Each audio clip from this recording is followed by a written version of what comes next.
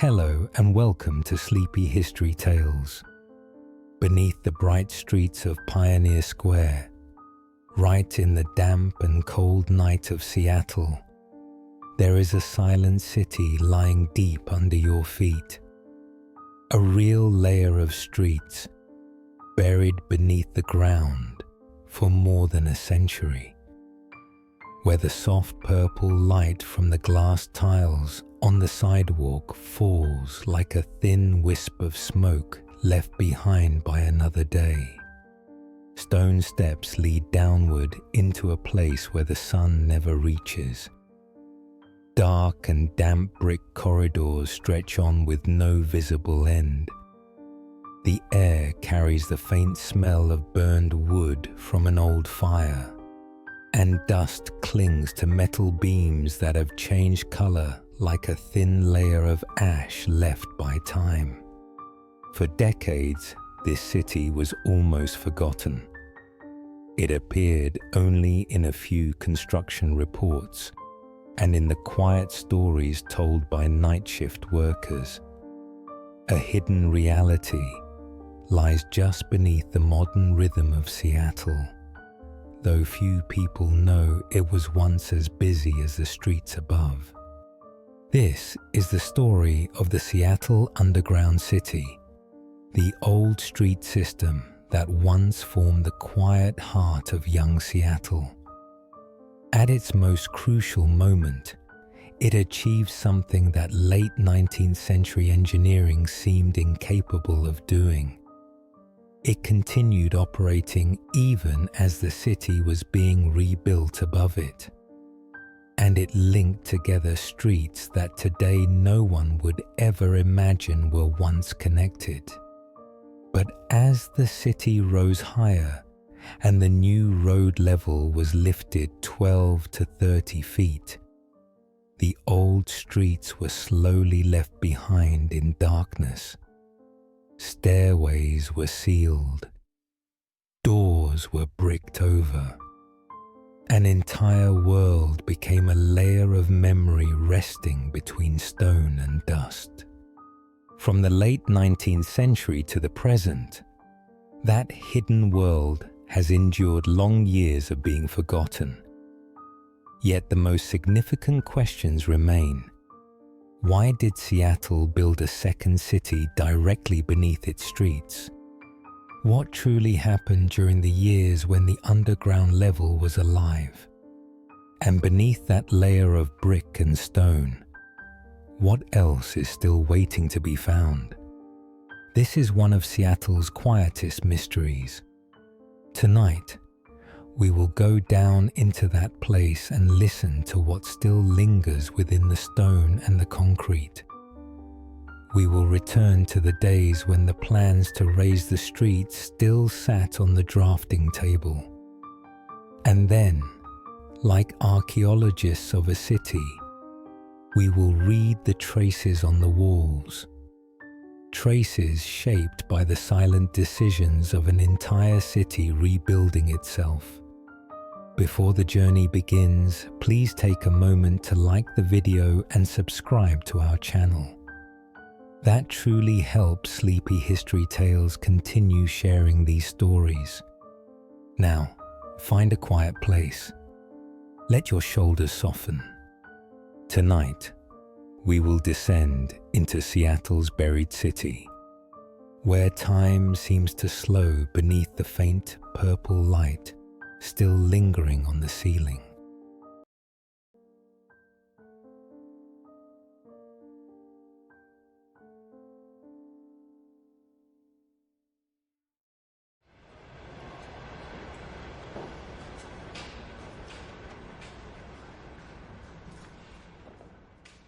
Seattle, in the years before 1889, was a young city resting against Elliott Bay, as if listening to the breath of the cold sea.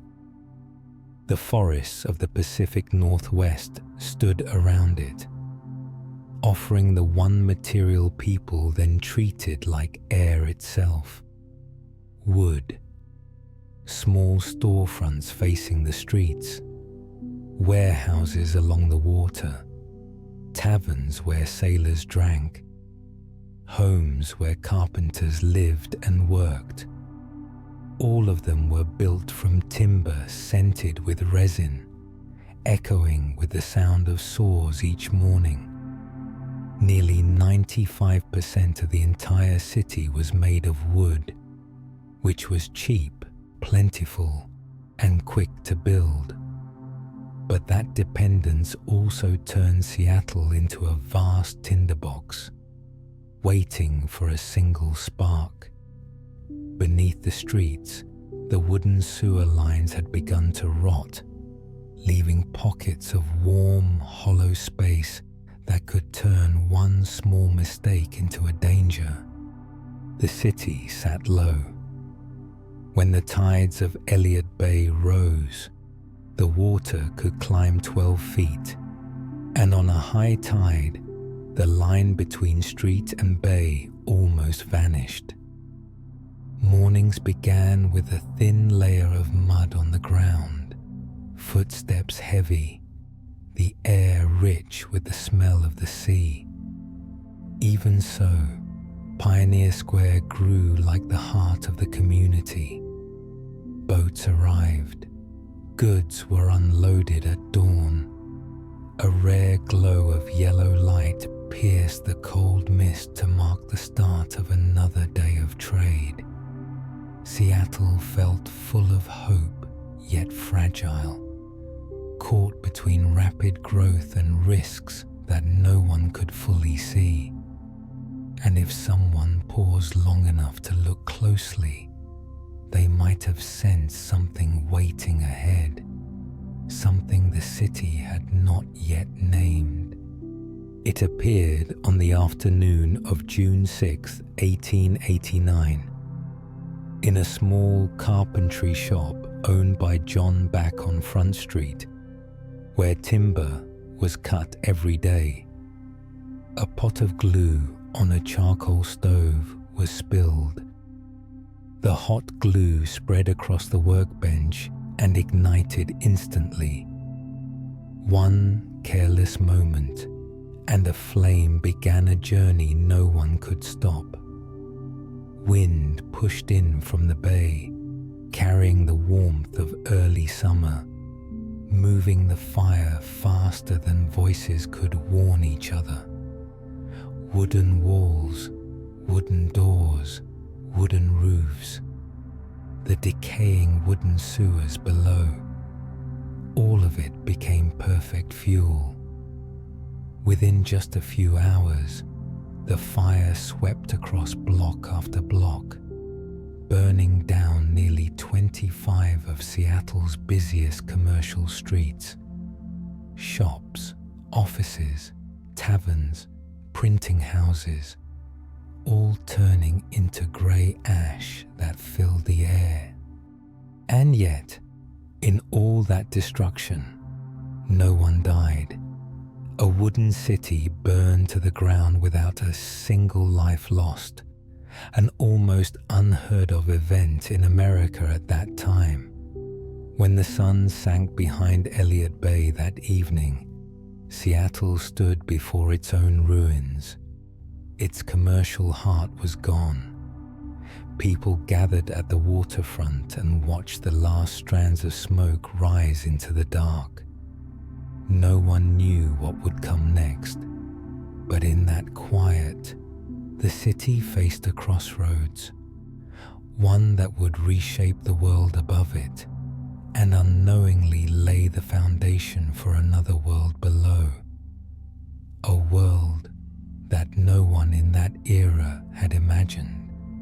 Soon after the fire, officials met with engineers, builders, and community leaders.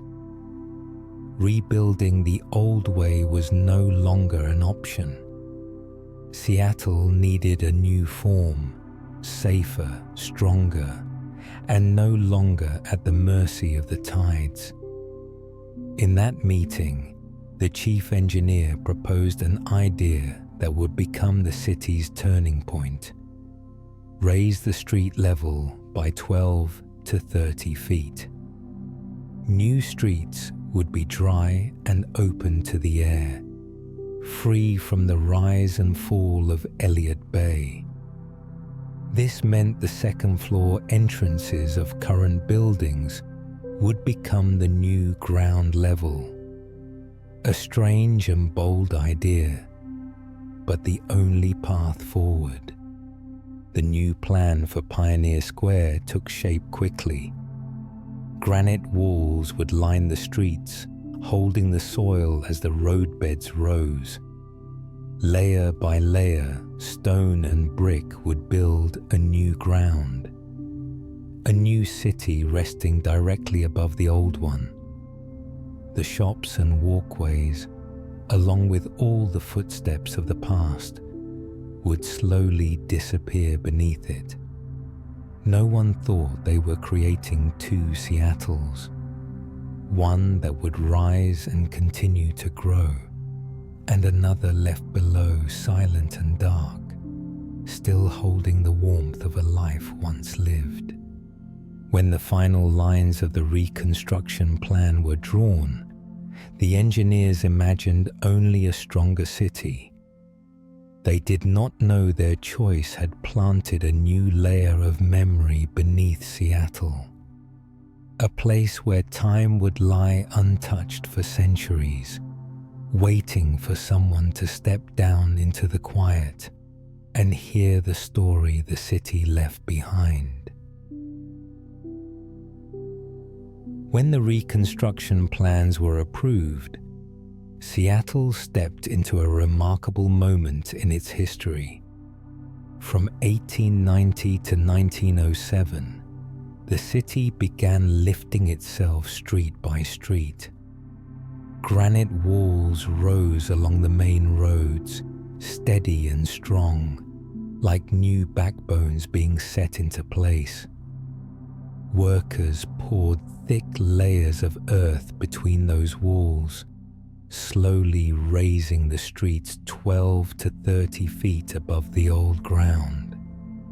Day by day, a new surface appeared, higher, drier, free from the tides of Elliott Bay.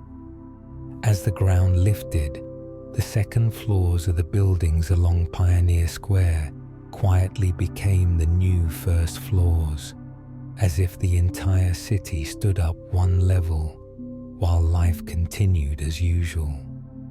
To help people move across this massive work zone, long wooden walkways were built, high above the ground, stretching across the streets like suspended bridges. Footsteps sounded on the planks. Wagon wheels rolled. Hammers echoed from the stoneworks below, all of it blending into a steady rhythm. People of that time said it felt like walking on a floating street, while beneath their feet, the old Seattle kept living its familiar life.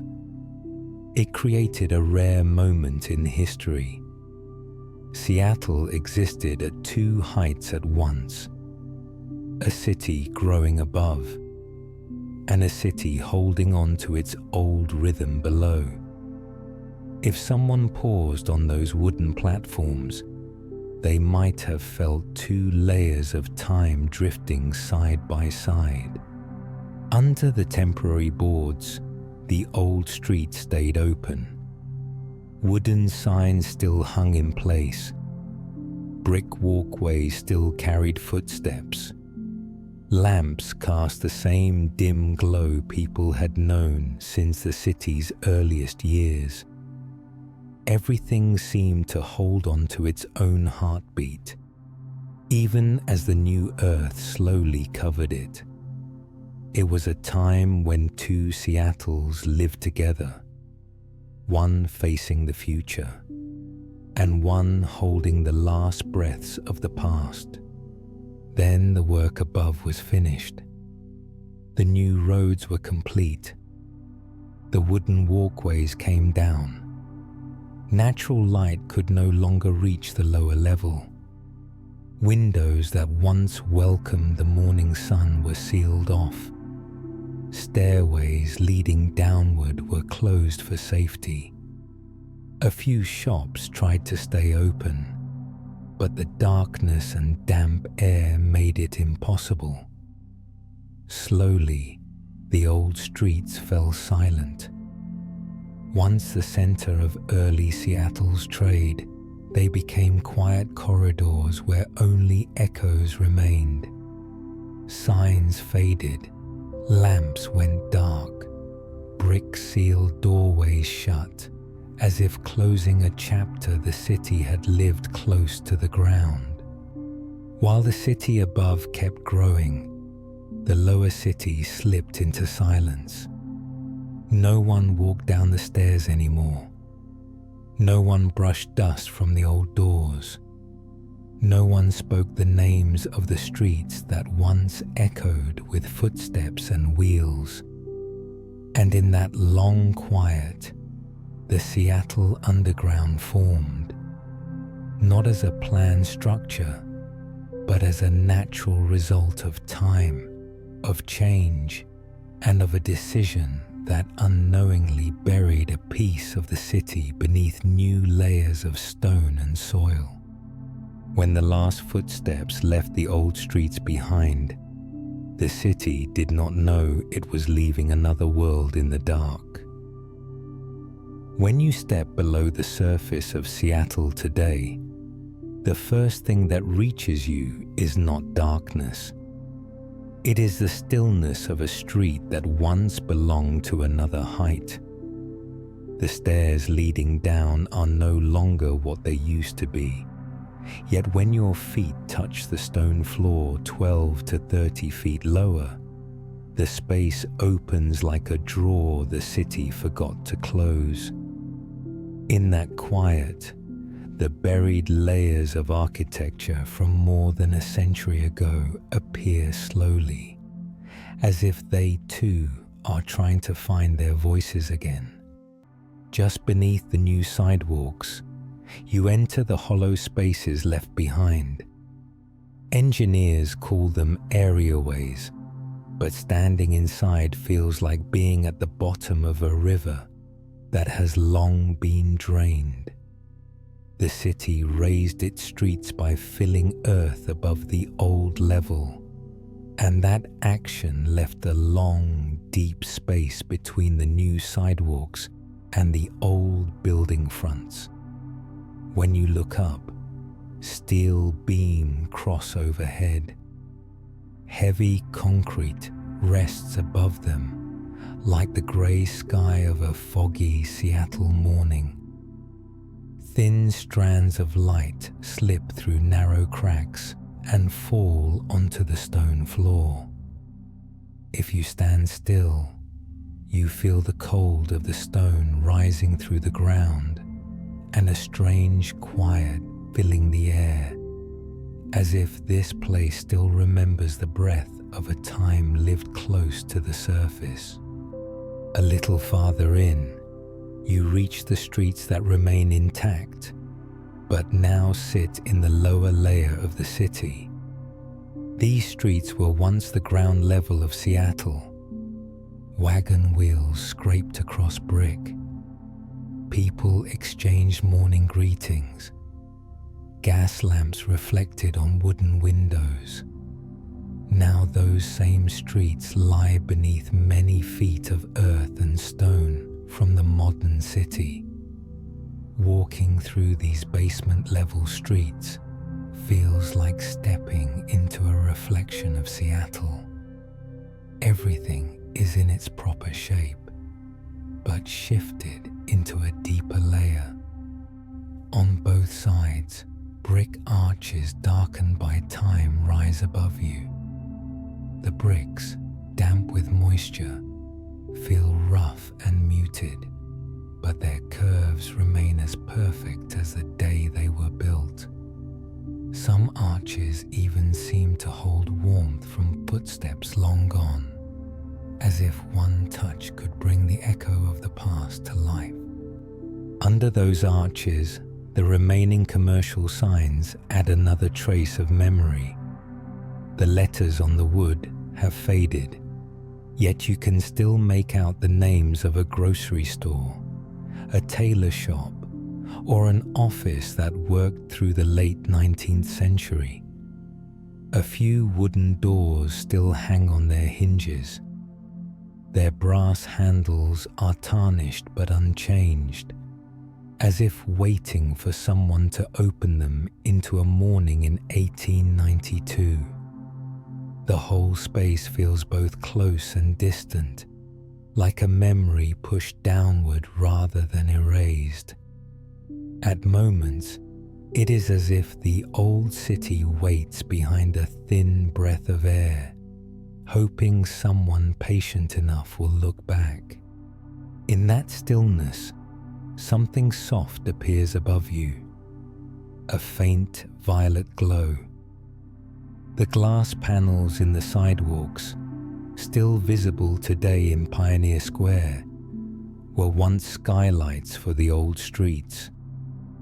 When they were installed in the 1890s, they were clear. Sunlight passed through them, helping life continue below while the city raised its roads. But over the decades, manganese in the glass reacted to sunlight. One by one, the panels turned purple. Not in a day, not in a month, but slowly, like memory deepening with age. Now, when you stand beneath the old streets and look up, the violet light falls like a thin mist. It is gentle, quiet, not bright, not sharp, just a soft glow that settles the whole space. At times, it feels like a piece of sunset caught underground, unable to fade away. On a few panels, you can still see the words "Dead Lights Commissioned in 1890", a small reminder that these glass pieces have stood here since Seattle was undergoing its transformation. The violet glow deepens every surface it touches. When it rests on the brick, shadows shift like a slow tide. Under that light, every detail of the past becomes clearer. Scratches on a wooden frame, faded lettering on an old sign, moisture gathered on bricks that have endured a century. Walk a little farther, and it feels as if the light is not only illuminating the old streets, but also holding a stretch of time in place. Standing there, it isn't easy to believe the past has vanished.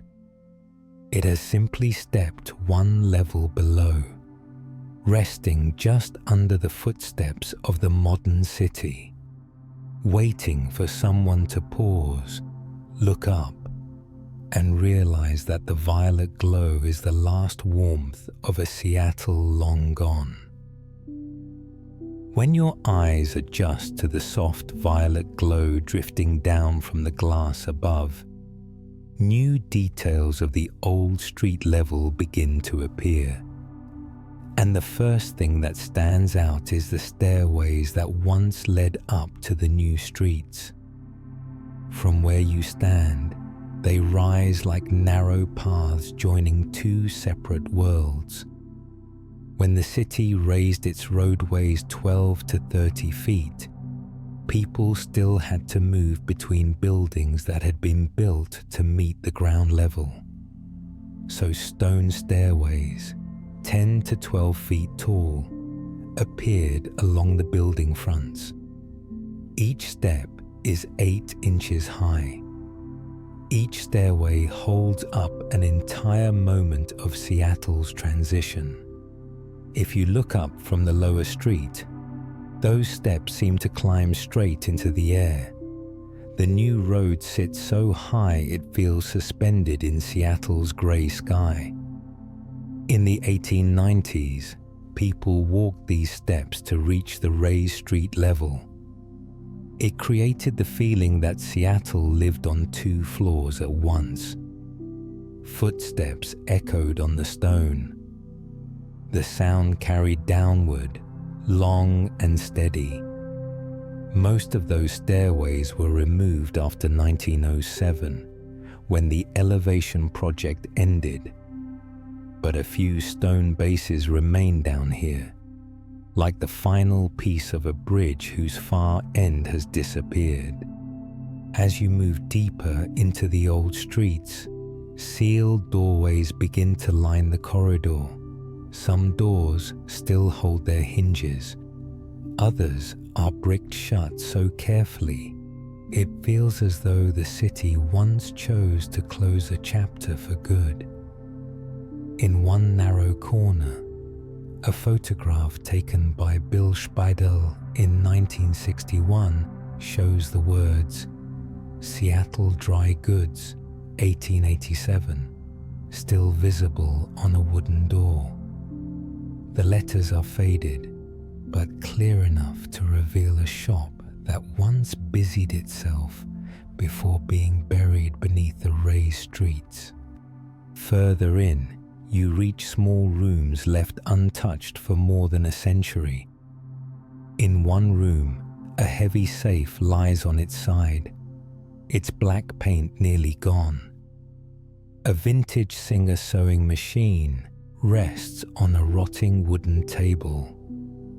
The needle is worn, yet the shape is familiar, as if the sewist has just stepped away. In a darker corner, a shipping crate marked Shipping Cabin 1892 remains where it was left. Dust thickens on the printed letters, settling like a layer of time itself. These objects speak quietly now, not through movement or color, but through the simple fact that they remain. The air carries the dampness of old brick and long-set stone. When you walk through corridors stretching hundreds of meters, you can feel the sound changing around you.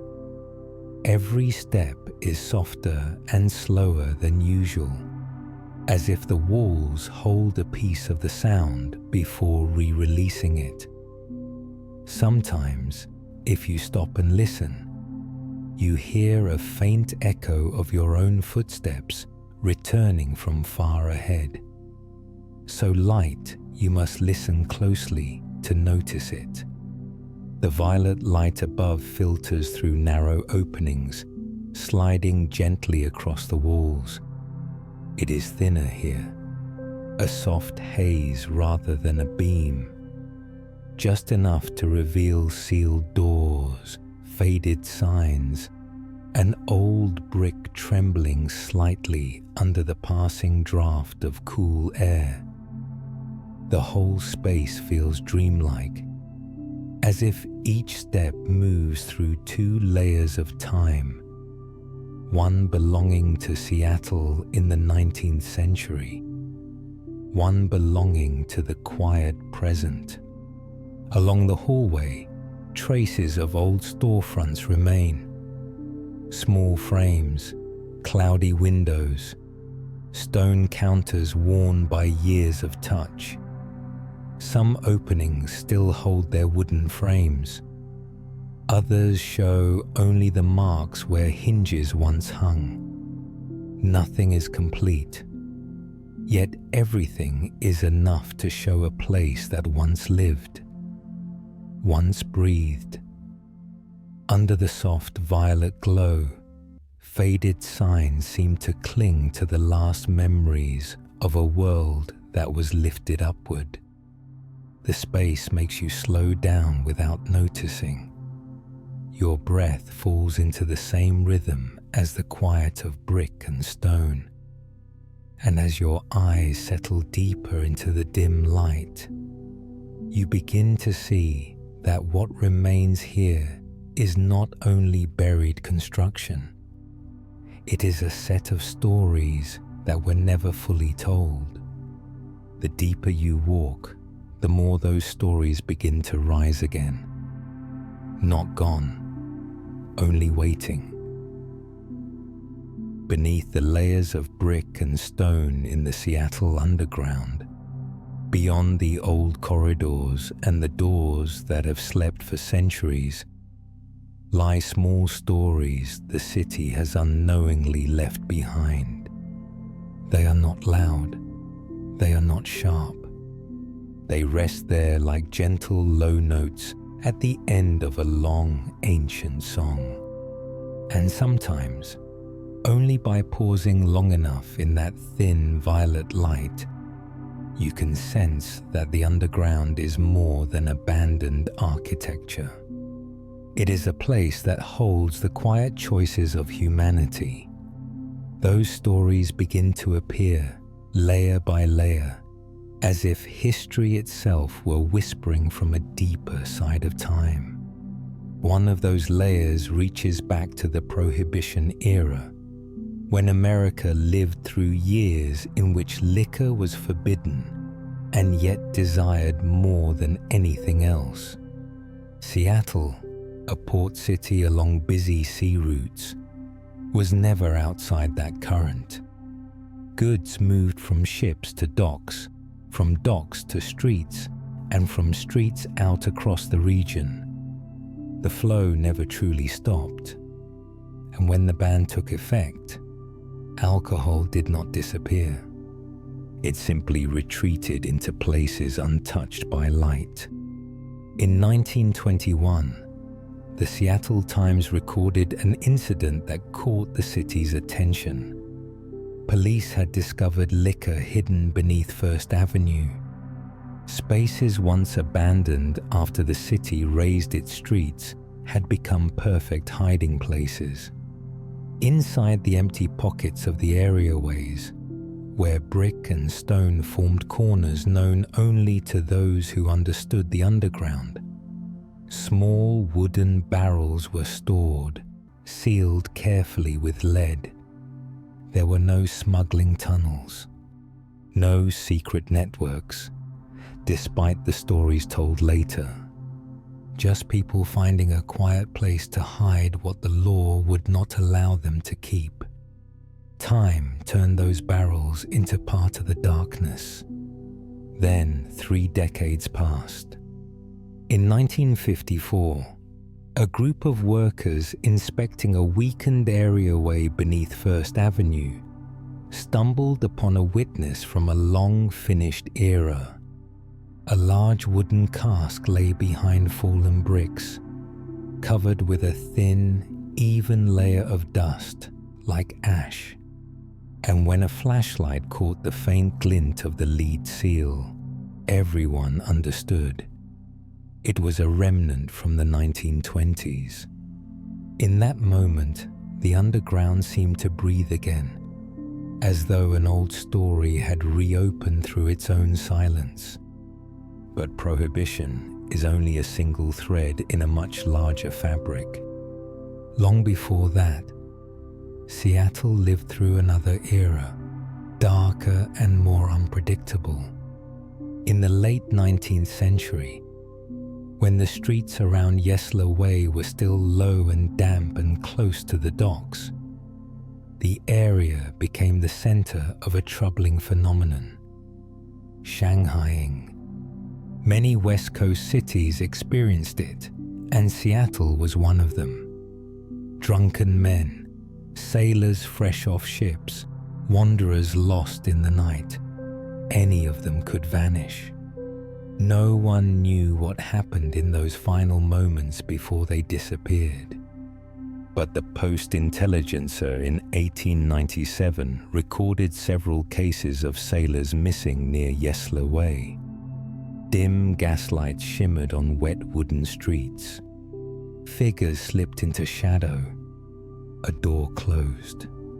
And by morning, someone was gone. That was the real atmosphere of Seattle then. Rumors claimed the underground played a role in Shanghaiing, but no historical evidence supports that. Still, the truth remains.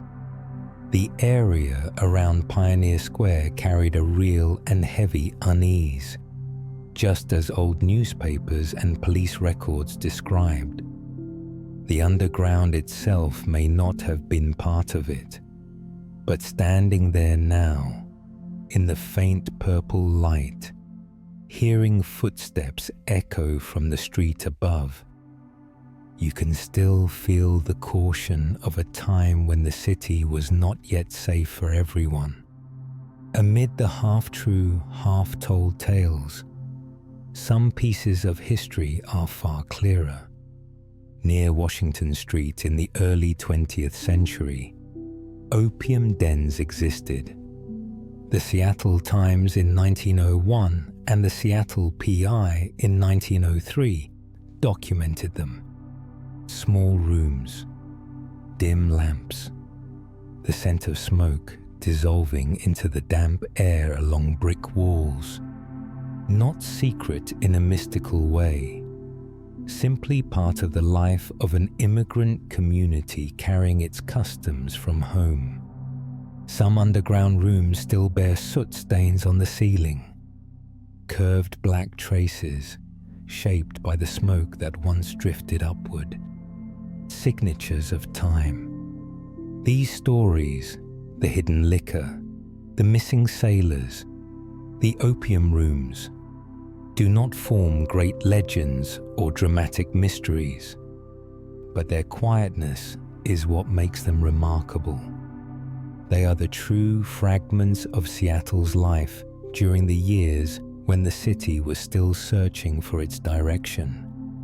And beneath today's modern streets, they remain, faint as an old breath, a reminder that the Seattle underground is not only walls and buried arches. It holds the silent notes of human life, the things that never disappeared. They simply sank one layer deeper, waiting for someone slow enough to listen. When Seattle's new streets began to settle in 1907, the old street level beneath them slipped quietly into a long season that almost no one spoke about. The stairways that once led people down to shops and brick walkways were sealed one by one, as if the city were closing old pages of a book it no longer intended to open. The light from the surface, already faint, disappeared completely. The glass prisms that once shone into the lower level grew dim with dust and time, until every space became still, like water before dawn. With no more shops and no more footsteps, the underground was treated as a leftover layer of the city, outside the rhythm of life in Seattle. In the technical notes the city kept in the early 20th century, you can still find occasional reports of small collapses in weakened brick ceilings. They were not serious, but serious enough that more entrances were sealed shut. And each time it happened, the old street level faded a little further from Seattle's memory. Doors that once opened directly onto the street were bricked over. Wooden signs from the 1880s faded until their names could no longer be read. And because no one cared for the space anymore, the underground slowly became a temporary shelter for people who had nowhere else to sleep. They leaned against brick walls that had changed color, listening to distant footsteps from the world above, like echoes from a city they no longer belonged to. Between 1907 and 1920, the underground existed exactly like that. Not destroyed, not remembered. Just a few meters beneath people walking through Pioneer Square, the brick arches still held their shape.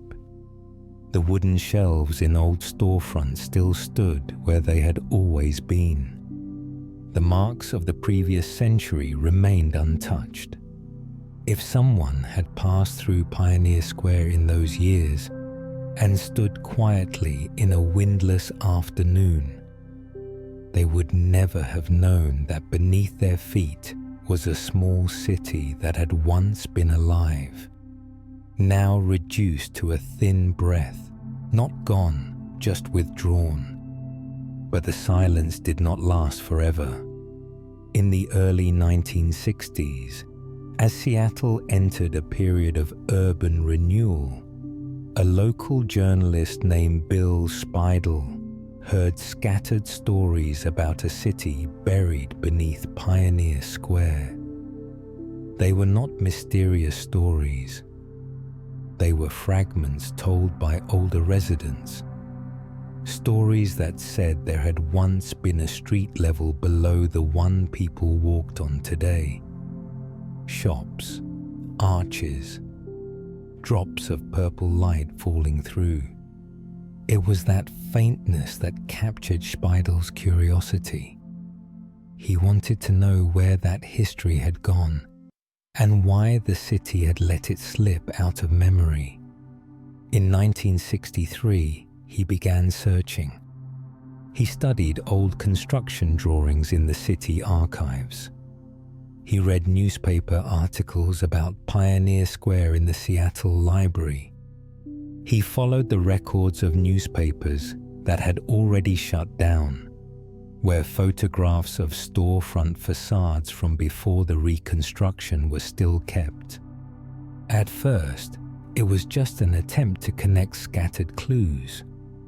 But the more he looked, the more he realized that the pieces were forming the outline of a two-level city that Seattle had forgotten for more than half a century. For the next 2 years, collecting became his daily work. By 1965, Speidel had gathered more than 1,000 items. Photographs, maps, letters, articles, construction reports, all of it forming a surprisingly complete archive.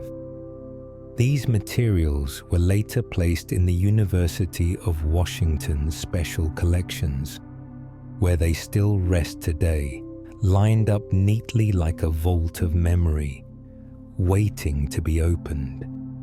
And in that same year, 1965, Speidel did something no one had done in decades. He brought people back down into the underground, not to chase excitement, but to let them see the place Seattle had once walked through. The first visitors stepped down old stairways. They touched brick arches still holding the cool air of the previous century. They saw faded storefront signs and listened as Speidel told the story of a city that once lived at 2 different heights. For the first time in decades, the old street level returned to the light.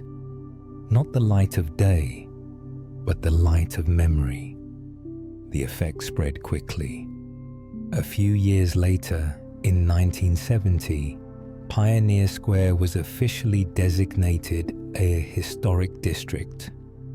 Part of the underground was opened so that people could walk down and touch the history Seattle had forgotten.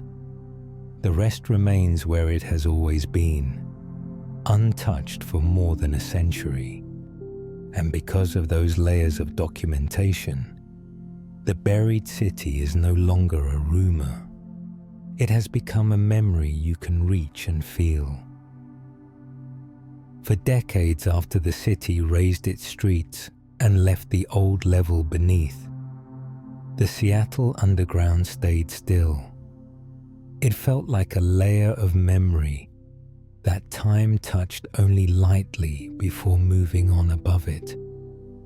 From time to time, work crews would climb down to inspect weakened areaways. Each visit opened the lower level into a soft, quiet world. Flashlight beams, a few steel ladders are leaning against the walls. the faint sound of footsteps on stone. No one knew that one of those ordinary mornings would become the moment that made the whole city look at the underground differently. That day, the areaway was darker than usual. A section of the brick ceiling had collapsed, leaving pieces scattered across the floor. When the flashlight swept across the space, a fine dust drifted through the air, slipping through the beams like tiny grains of time waking up. No dripping water, no breeze, only the gentle clink of broken brick under their boots. The workers began clearing the fallen section, stacking the bricks aside to determine whether the structure required support. Then one flashlight stopped. In a shadowed corner, behind the fallen bricks, something rested against the wall, still, out of place. From a distance, it looked like a scrap of wood. But as they moved closer and blew the dust away, the dark rings of a wooden barrel slowly appeared, large enough for two people to crouch beside it. The barrel looked like an object time had simply forgotten. What caught their attention, though, was the lead seal, still intact, never broken. One of them knelt and gently wiped the seal. Beneath a layer of dust as soft as cooled ash, the letters emerged one by one. Canadian whiskey. No one spoke, but everyone understood. This barrel had likely been hidden here since the 1920s, during Prohibition, when alcohol was something people both longed for and concealed. The dust resting evenly across the wood felt like stacked layers of years, giving the barrel the look of something that had drifted across two different lives of the city. The remarkable part was not the barrel itself, but where it had been placed. It sat behind a layer of brick, in a tight pocket of space perfect for hiding, as if someone had known this place would fall silent, as if they had chosen the one spot no one would enter by accident. The city above endured war, rebuilding, and long winters, and yet the barrel waited untouched. When the workers lifted it into daylight, the morning sun touched the surface, making it seem as if a memory were lifting back into view.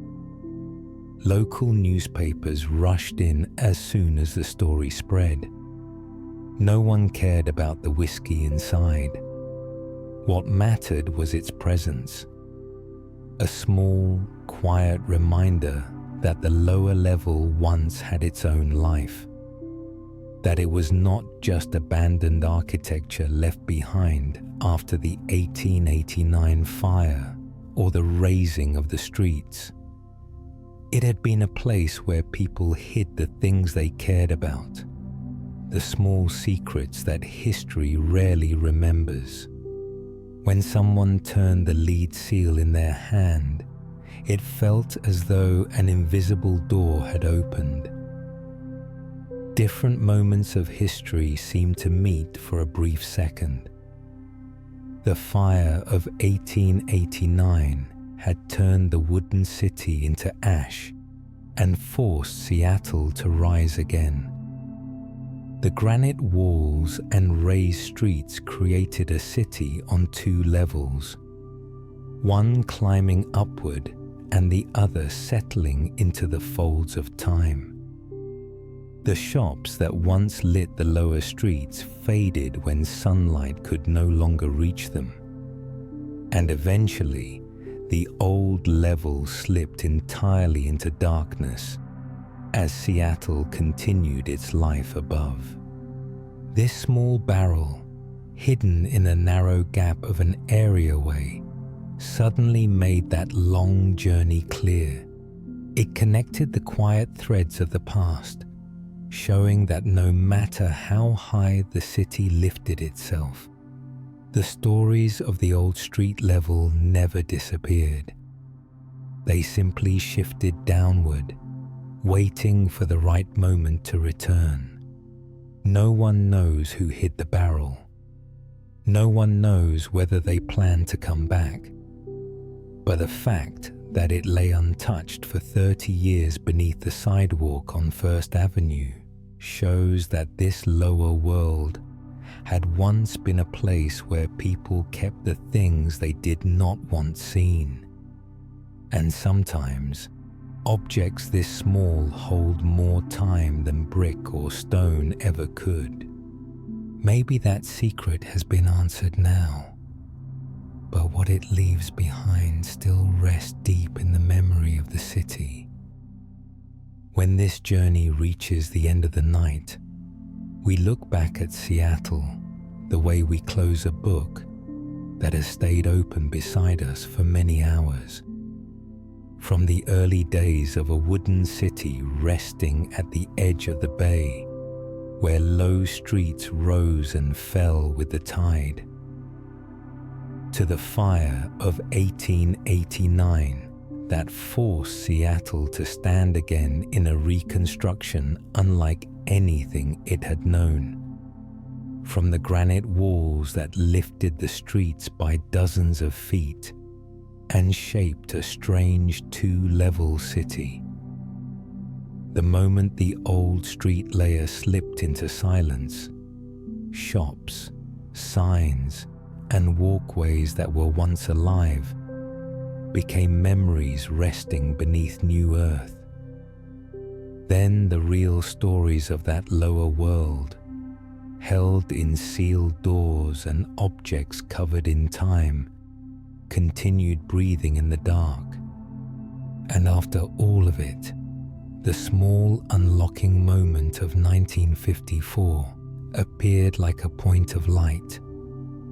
A barrel of Canadian whiskey found after 30 years of stillness, reminding Seattle that the memory of the city had never disappeared. Seattle Underground is not a lost city. It is a city that stepped down one level into a layer made of memory. The darkened stone walls, the stairways that once carried people up to the raised streets. The doors have been sealed since the early 20th century. All of it remains, holding the breath of a Seattle that the modern ground no longer touches. Even the faint violet light falling through the sidewalk glass drifts down just enough to remind us that time does not erase everything. It only changes where things stand. If the Seattle Underground could speak, it might whisper that history never sleeps. New layers of earth do not sweep it away.